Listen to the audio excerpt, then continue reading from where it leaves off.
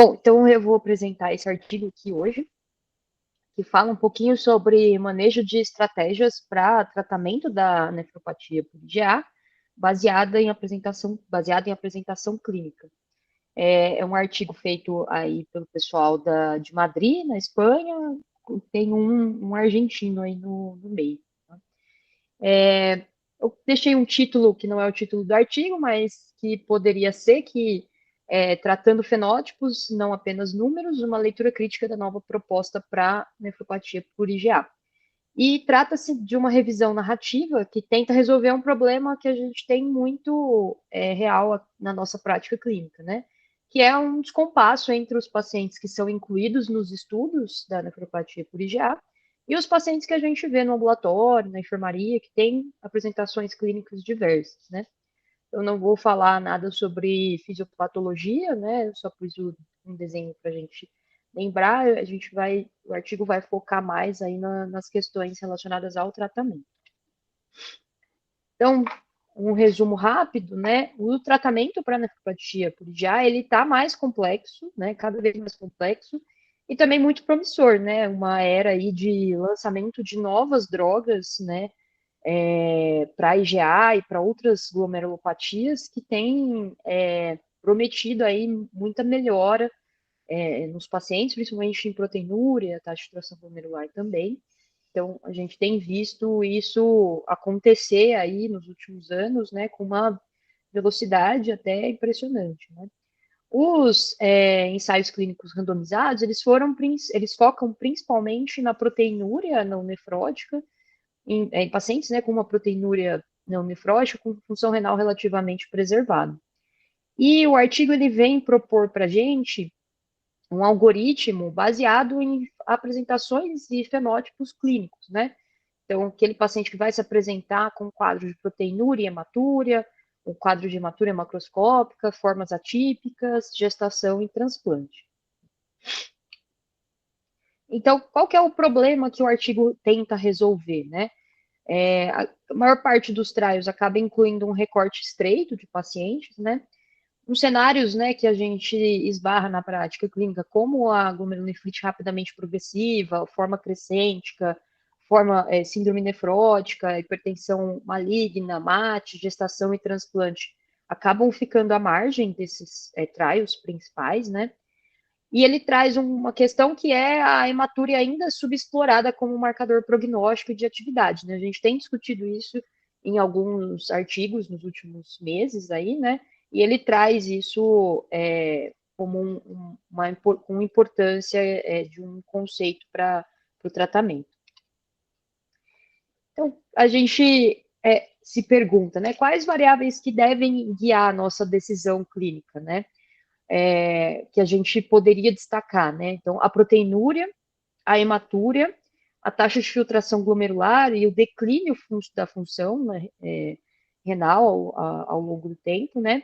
A histologia, especialmente considerando-se aí o score MEST-C, né? A proteinúria, ela segue como marcador central, mas ela não basta, né? A gente tem visto e tem discutido isso em outros artigos, né, que a hematúria persistente, ela pode apontar atividade inflamatória da doença mais do que cicatriz, e que lesões ativas e crônicas aí precisam andar aí em caixinhas separadas dentro da nossa cabeça.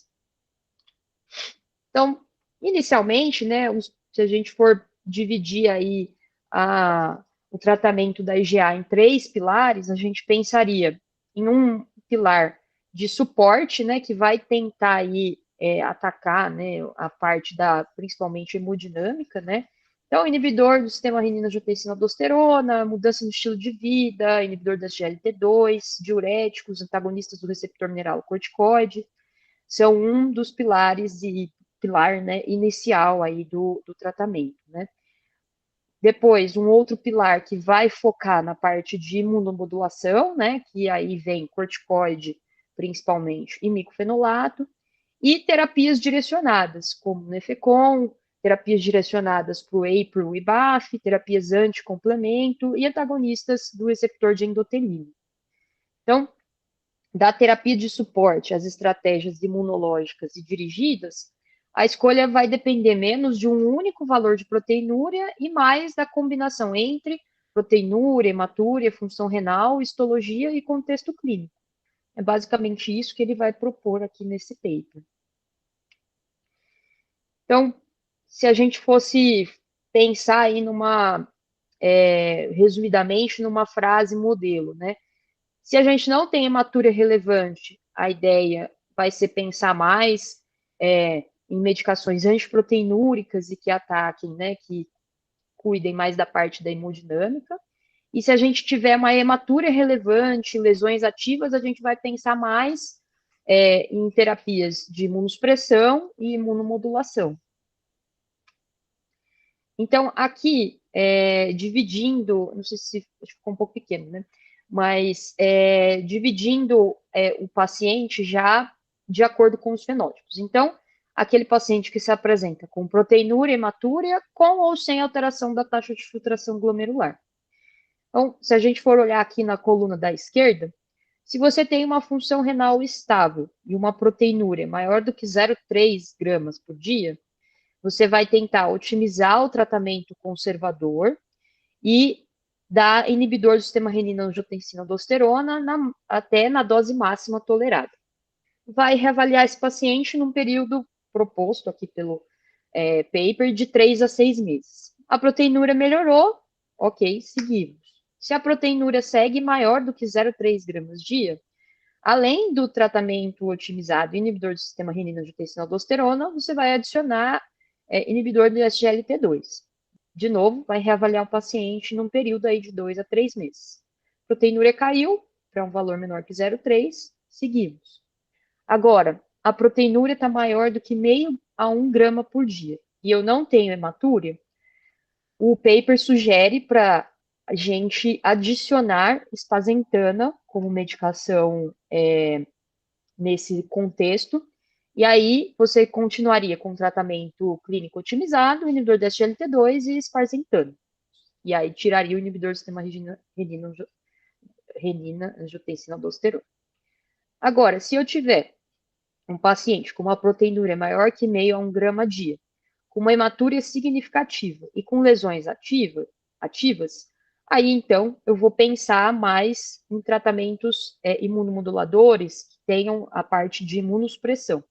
E aí ele sugere corticoide associado a micofenolato, ou Nefecon, ou corticoide sozinho. Tá? E se eu tiver, então, mesmo com as terapias imunossupressoras, uma IgA refratária, ele sugere que você envolva o paciente em trials, né, em clinical trials, com novas terapias, ou tentar um anti-APRIL, anti-BAFF, ou bloqueador do complemento. Tá? Agora, olhando para a coluna da direita, se eu tenho uma piora de função renal, com hematúria significativa, proteinúria maior que meio a 1 grama dia e lesões ativas, ou então síndrome nefrótica com hematúria e e lesões ativas, desculpe, eu vou partir direto ali para o polo da imunossupressão com esse tratamento que ele sugere que eu comentei. Se eu tiver hematúria microscópica isolada, como apresentação inicial ou então depois de resolução da proteinúria, eu vou monitorizar esse paciente e detectar, né, para detectar principalmente a proteinúria, para saber se ele vai para o outro braço e eu vou precisar fazer algum tratamento ativo.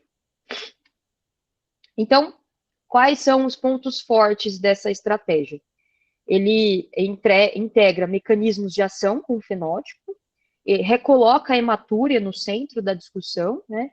E tenta individualizar o tratamento mais do que só todo mundo tem proteinúria acima de tanto, recebe isso. Então, essa é a ideia que ele traz dividindo os pacientes nesses fenótipos.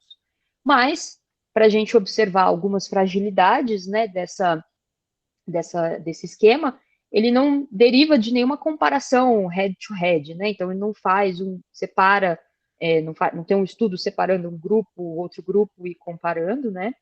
Ele acaba misturando alguns níveis de evidências diferentes, né? Juntando tudo. E alguns desses pontos acabam sendo opinião de especialista e não necessariamente estudos retrospectivos, enfim. E a hematúria significativa, né, acaba sendo um conceito clinicamente intuitivo, mas ainda pouco padronizado nos trials, né, que é uma discussão, inclusive, que a gente vem tendo aí nos últimos tempos. Agora, partindo para as formas atípicas, para as apresentações atípicas. Então, hematúria macroscópica. E aí, aqui, ele vai dividir também em dois braços. À esquerda, eu teria hematúria macroscópica com função renal normal.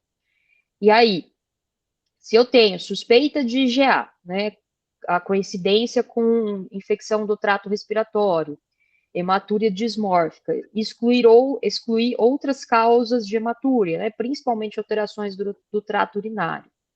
Repetir os testes de laboratório se a hematúria persiste por mais que 5 dias. Então, eu vou considerar a biópsia, se a hematúria persiste por mais que uma semana, e avaliar novamente esse paciente depois que a hematúria cessou. Se eu já tenho uma biópsia conhecida com o diagnóstico de IgA, então eu vou repetir o laboratório, se a hematúria persiste por mais que 5 a 7 dias, e avaliar o paciente depois que essa hematúria cessar. Por outro lado, se eu tenho hematúria macroscópica com acometimento de função renal, com injúria renal aguda, se eu tiver, por exemplo, uma IgA crescente, que a gente vai ver numa outra parte mais à frente, tá? Eu tenho a biópsia, né? E aí, se eu tiver como outra lesão que não crescente, né? Vou partir para uma terapia de suporte, avaliar testes de coagulação, anticoagulação, e aí eu vejo se o paciente recuperou a função renal ou se ele teve recuperação incompleta depois de 2 a 3 semanas. Tá? Aí ele sugere aqui, se o paciente é idoso, maior que 50 anos, eu vou fazer tratamento de suporte. Agora, se o paciente tem menos que 50 anos, tem proteinúria maior que 1 grama, hematúria e lesões glomerulares ativas, eles sugerem um curso de imunossupressão, corticoide microfenolato, sol corticoide ou outro. Então, de forma geral, né, a hematúria macroscópica persistente exige reavaliação laboratorial. Nesse paper, ele sugere né, a biópsia se a hematúria persiste por mais que uma semana e eu não tenho diagnóstico prévio. Ir associada à hematúria macroscópica tende a se relacionar a cilindros hemáticos, necrose tubular.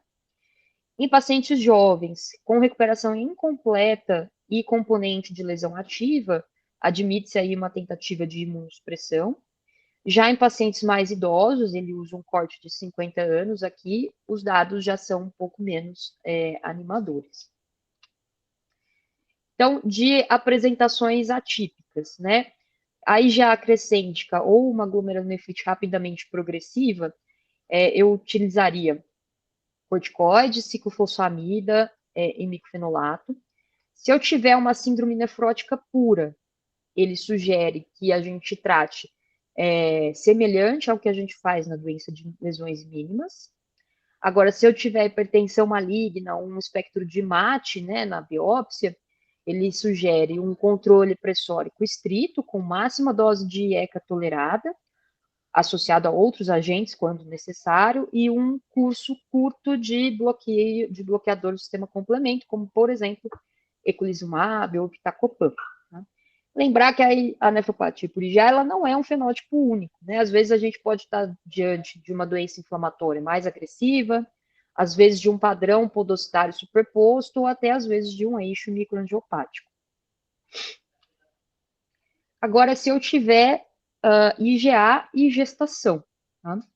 Então, ele também divide aí em dois braços, né? Se eu tiver pacientes em remissão, ele coloca para descontinuar inibidor de sistema renina-angiotensina-aldosterona e inibidor de SGLT2 antes da concepção e avaliar proteinúria e controle pressórico. Discutir com o paciente o risco de gestação, da gestação, né? Se a proteinúria aumenta para mais que meio a 1 grama dia, tá? E depois da concepção, né? Regularizar o controle pressórico, né? Monitorizar o controle pressórico, a taxa de filtração glomerular, proteinúria e o sedimento urinário, né? E aí, de medicações antipertensivas que eu poderia usar, ele coloca labetalol, nifedipino e metildopa. Se a proteinúria aumentar mais do que 1,5 a 2 gramas, indica-se, né, a exclusão da entidade pré-eclâmpsia, né, até a semana 20. Se a hematúria persiste, ou, né, se a hematúria é significativa, ou eu tenho uma piora de função renal junto com proteinúria, aí então eu devo considerar um curso de corticoide, tacrolimus, azatioprina, hidroxicloroquina. A mesma coisa se eu, no outro braço, se eu tiver o diagnóstico de IgA durante a gestação, tá? Porque eu tive uma proteinúria, hematúria ou piora de função renal. Então, aí eu vou considerar esse tratamento. Bom, proteinúria maior que 1 grama antes ou no início da gestação associa-se a um pior desfecho obstétrico. Idealmente, programar a gravidez em remissão, isso, né, de forma geral, né? Suspender inibidor da sistema renina-angiotensina-aldosterona, inibidor da SGLT2, e diferenciar a flare da doença de pré-eclâmpsia vai ser importante para o tratamento dessa paciente. Agora, se eu tiver IgA no paciente transplantado, tá? Então, vou monitorizar pressão, controle pressórico, taxa de filtração glomerular, proteinúria, sedimento urinário.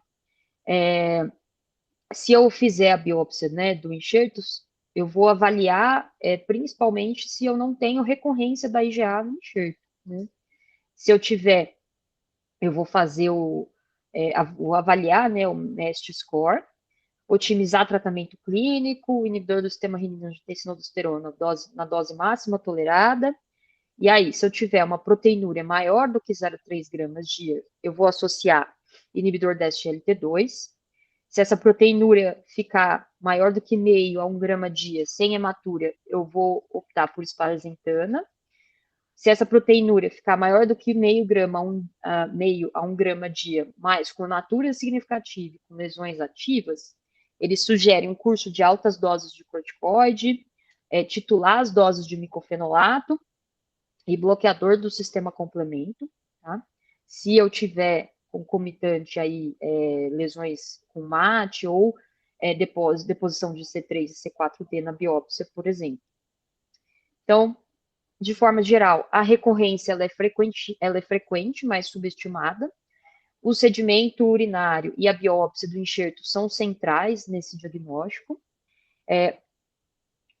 Ele aqui no paper, ele acaba extrapolando a parte da lógica terapêutica que a gente usa para o rim nativo para o rim transplantado, mas a base, né, assim, é um pouco fraca, né? Então, se a gente pensar, né, de forma geral, algumas críticas que a gente poderia tecer ao paper, né? Ele não é um guideline, CADIGO, né? Ele tenta trazer e organizar o raciocínio para de acordo com as apresentações clínicas, né? Ele não é uma meta-análise, não uma revisão sistemática, ele não compara formalmente estratégias, né? Muitos algoritmos derivam de extrapolação fisiopatológica, mais experiência clínica, mais estudos heterogêneos, e claro que existem conflitos de interesse que precisam ser levados em conta. Né? Se a gente for considerar aí os pontos centrais do paper, né, ele traz aí o resgate da hematúria como um ponto central para guiar, né, para ajudar na decisão clínica. O fenótipo clínico acima do automatismo terapêutico, acima de só um número, né, por exemplo. Um mecanismo de ação como organizador do raciocínio clínico, e as terapias que atacam hiperfiltração e proteinúria, e terapias que atacam atividade imunológica, cruzando com o fenótipo clínico. Então, é mais ou menos esse o raciocínio que ele tenta colocar no paper. Concluindo, a proteinúria continua central, mas a hematúria precisa subir na nossa hierarquia de decisão. O fenótipo clínico importa tanto quanto o nome da doença, né? A escolha terapêutica deve combinar atividade inflamatória, dano crônico, risco de progressão e perfil de toxicidade das drogas. E o paper, a ideia dele, né, que eu acho que é bacana, ele serve assim para a gente, acho que como um mapa mental do raciocínio, mais do que como um protocolo rígido, né? Mas acho que essa ideia de classificar os pacientes de acordo com os fenótipos é uma ideia interessante do ponto de vista da prática clínica. E era isso. Karina, obrigada pela apresentação. Está aberto para discussão o paper, né, que é do Manuel Praga, pessoal da Espanha, que ele traz aí também o uso do micofenolato, né, que o Cadigo não põe e tal, e fica sempre aquela discussão. Então, está aberto aí, quem quiser discutir.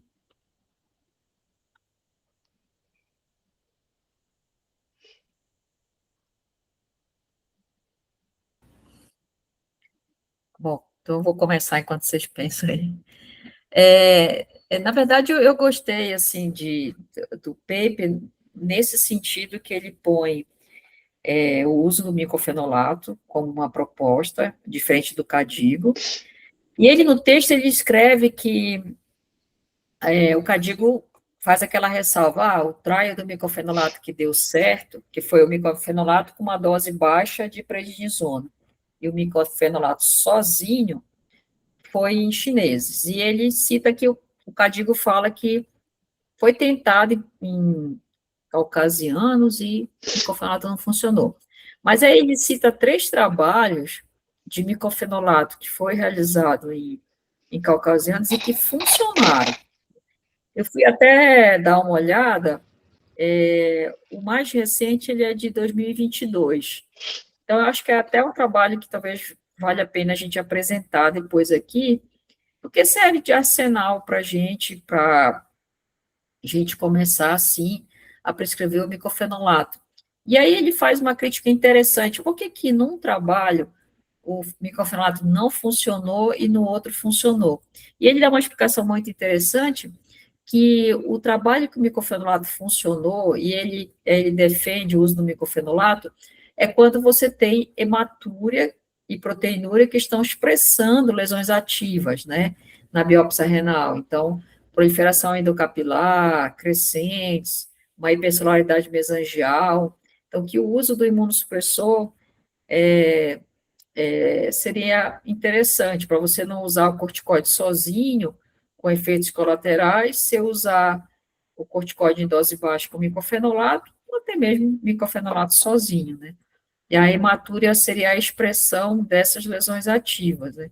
Então, eu achei muito legal essa ponderação dele, e eu acho que num próximo momento vai ser legal a gente trazer pelo menos o trabalho mais recente, que é de 2022, do uso do micofenolato em caucasianos, para a gente poder até se respaldar para usar mais micofenolato no nosso dia a dia, porque o Fervenza publicou uns casos clínicos só, né, que já são bem interessantes, mas acho que um trial ia ser bem interessante da gente ver. O que você acha aí, Lê? Cris, então vamos lá. Assim, eu acho que a gente trazer o negócio do micofenolato é ótimo, tá? Porque eu acho que é uma coisa que a gente tem na prática clínica. Eu prescrevo micofenolato porque eu não tenho opções a várias drogas que estão aí, né? Ou a gente ainda vai demorar muito a ter.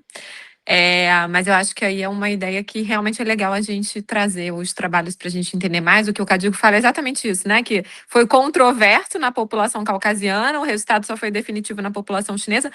Mas assim, o que me incomoda, né, gente? Porque o que tem tão diferente de uma para outra ali? Existem outras evidências que caucasianos valem para o mundo e chineses não valem para o mundo, né? Então, quando a evidência é só caucasiana, ela vale para todo mundo. Mas quando é só chinesa, não vale, certo? Então, é uma crítica até que eu tenho ao Cadigo aí para a gente tomar cuidado com as coisas que a gente interpreta. Agora, desse trabalho em si, é maravilhoso a gente ver quando a pessoa tem o poder de escrever o que todo mundo pensa. Porque o que ele escreve aí é o que a gente sempre falou e todo mundo pensa, gente. Ele não coloca nada diferente do que a gente sempre falou, que a histologia e agora, mais recentemente, a hematura é importante. Só que toda vez que a gente traz isso para discussão, as pessoas acabam falando que isso não está no trial, então a gente não poderia falar, mas ele pode, né? Então eu acho que é bom, porque embasa é muito do que a gente já fala, né? Que a gente tem que utilizar mais medidas antiproteinúricas para quem não tem marcador de atividade histológico ou hematúria, e mais a imunossupressão para esse grupo. Ele ainda não me responde o que é a minha dúvida, que é como eu vou escolher as imunossupressões daqui para frente, né? Então, eu acho que assim, na hora que ele põe tudo no mesmo bloco ali, budesonide, inibidor de complemento, não separa o que a gente realmente ainda não sabe separar, né? A única coisa que ele consegue se comprometer é falar mais de inibidor de complemento para mate, mas é isso eu falo também. Isso eu tenho coragem de falar também, né? Então, enfim, eu acho que agora os próximos passos que a gente vai ter vai ser justamente isso, né? Entender como vão ser os fenótipos clínicos e histológicos e quais vão ser as melhores opções. Os outros fenótipos que ele coloca aí até, Karina, tipo a hematúria macroscópica. Inclusive, a hematúria macroscópica com IRA era um fluxograma que já aparecia no Cadigo de 2012, tá, gente? Não tá na. A única coisa que ele deixa diferente é que parece que ele espera um pouco mais, porque lá ele falava, não recuperou com 7 dias, biópsia de novo, né? Mas, enfim, não tem nada muito diferente. Da síndrome nefrótica também, ele não fala nada diferente do que os cadigos já vem falando desde. Então, eu acho que o grande ponto aí são esses, assim, né? Eu acho que a liberdade poética de quem trabalha publicando bastante é sempre bom, só para embasar o que a gente está acostumado a ver aí, né? Publicando e atendendo o paciente, né? Porque você vê que tem muita gente que publica, mas não atende o paciente. Então, Sim. quando chegar Ele na tem hora experiência H, clínica, né, Cris? Eu sim, admiro sim. isso nele. E o argentino que tá aí também, tá, gente? Eu até tive a oportunidade de conhecer recentemente esse argentino aí por conta de trabalho mesmo. E realmente eles são pessoas que fazem, né? Assim, então é por isso que a pessoa tem a coragem de se comprometer escrevendo um artigo de revisão, né? Não só fazendo pesquisa clínica, que é um universo à parte. É. Mais alguém quer fazer algum comentário? Eu queria tirar uma dúvida prática, posso? Passa. Assim, tem uma paciente que a gente está vendo no ambulatório que ela tem uma nefropatia por IgA, a princípio primária, não tinha nenhuma causa secundária, M1, S1, T1. E a biópsia dela tinha, assim, cerca de 20 a 30% de fibrose, né? Então, ela tinha uma classificação assim. E aí, a gente seguiu esse fluxograma inicial de fazer aquele que a gente fazia já antes, né? Então, ela tinha uma proteinúria até acima de 1 grama, e aí começou o IECA, né? O BRA, e aí a creatinina de 1,3 foi ali para 1,5, né? Você acha que foi do IECA, o BRA? E aí depois ela voltou, continuava com proteinúria, mas já um pouquinho mais baixa, mas ainda assim acima de 0,5. Aí iniciou a dapaglifosina. Aí volta com a creatina de 1,5, foi para 1,7 a 1,8. Aí você fica, será que é da DAPA? Não sei. Mas a proteinúria baixou, já estava um pouco mais baixa, 600 miligramas de proteinúria. E aí, mas com 1,7, 1,8, e eu ficando nessa dúvida, aí a gente começou o corticoide, né?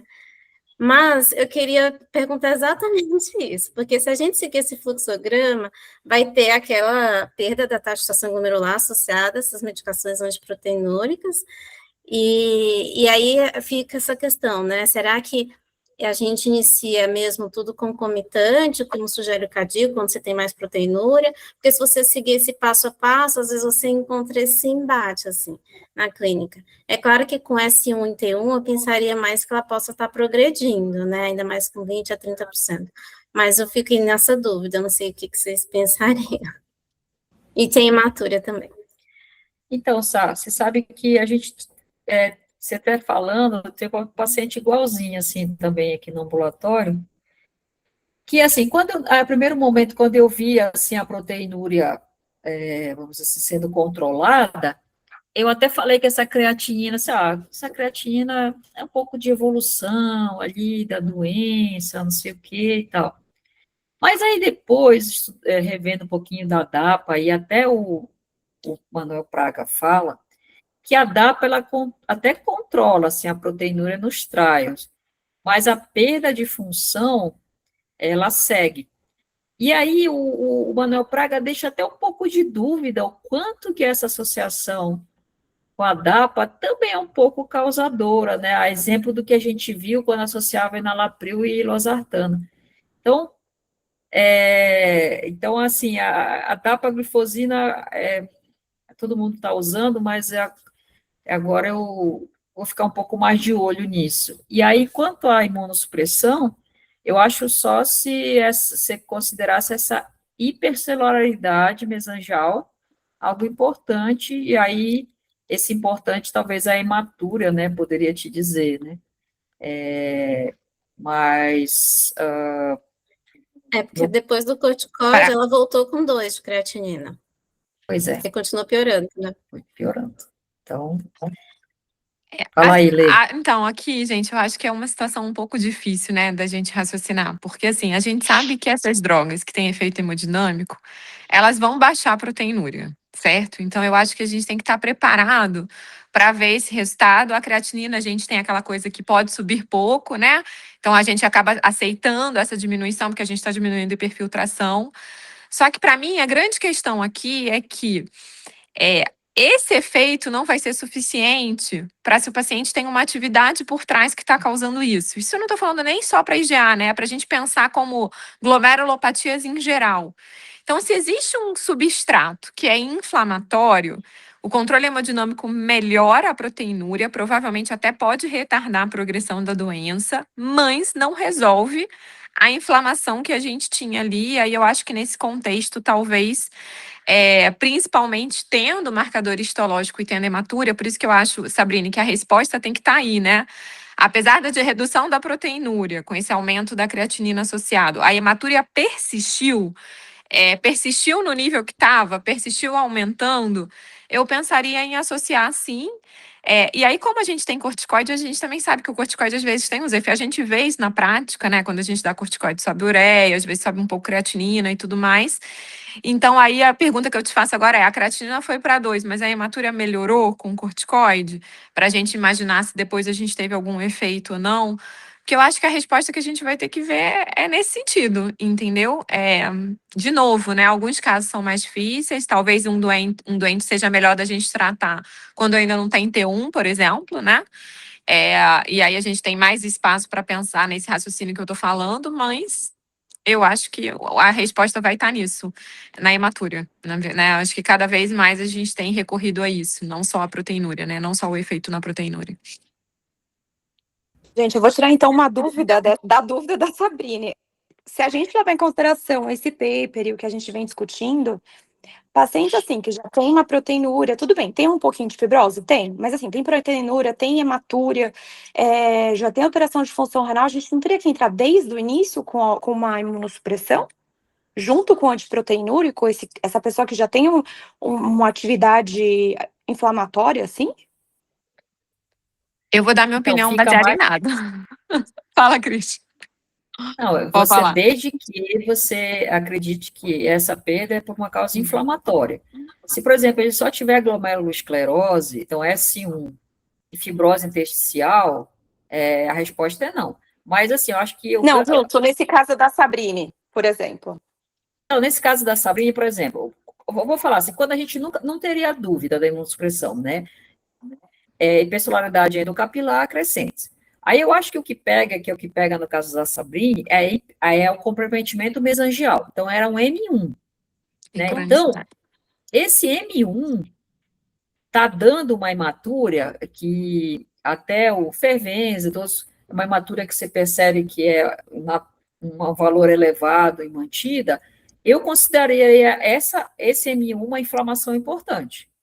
Aí eu daria imunossupressão. Então, eu acho que a grande dúvida é quando tem o M1. Quando tem só S1, T1, mais nada, M0, né? E aí, em tese, a hematúria vai ser baixa ou ausente, a gente não tem dúvida em não dar. Quando tem personalidade endocapilar crescente, que é traduzida por uma hematúria mais elevada, a gente não tem dúvida em dar. Mas eu acho que a grande dúvida é o M1. Não sei o que a Letícia acha. Fala aí, Lê. Não, Cris, eu acho que sim, eu concordo com você aí. E aí, assim, Nathalie, se você olhar. E aí a gente tem que tomar cuidado com isso, né? Porque se a gente olhar por diretriz, a gente ainda manda fazer bloqueio por 3 a 6 meses para reavaliar. Mas é justamente esse o ponto que me preocupa, por quê? Porque aí eu baixo a proteinúria, eu tiro a proteinúria às vezes por um efeito hemodinâmico, mas eu não resolvi o problema de base. Exato. E a longo prazo a gente pode ver isso com progressão de perda de filtração glomerular, que é o que a Cris está falando. Então, às vezes, a gente acha que o inibidor de SGLT2 não está tendo o efeito que a gente esperaria, mas ele diminuiu a proteinúria, provavelmente ele até reduz um pouco a progressão, mas a inflamação não vai ser controlada por isso, tá? Mas assim, de novo, gente, isso é uma coisa ainda, isso é uma opinião pessoal, o que está escrito na diretriz não é exatamente isso, mas eu pondero, se eu encontro atividade com hematuria importante, eu me incomodo muito de não tratar, hoje em dia, tá? E ainda mais que daqui para frente eu acho que a gente vai ter outras opções, inclusive melhores do que corticoide, eu espero, né? Claro que até isso chegar acessível ao paciente num custo comprável, vai demorar talvez mais um pouco, né? Mas é para a gente pensar que aí, dentre um efeito colateral ainda mais baixo, é que eu acho que a gente tem que usar mesmo, sabe? Então, de novo, o Fervenza tem batido muito nisso, gente. Eu acho que a hematúria como marcador de atividade, ela tem que ser usada mesmo, né? E a gente vê que a hematúria na IgA, ela é flutuante, e talvez isso seja uma resposta que a gente, por muito tempo, não valorizou.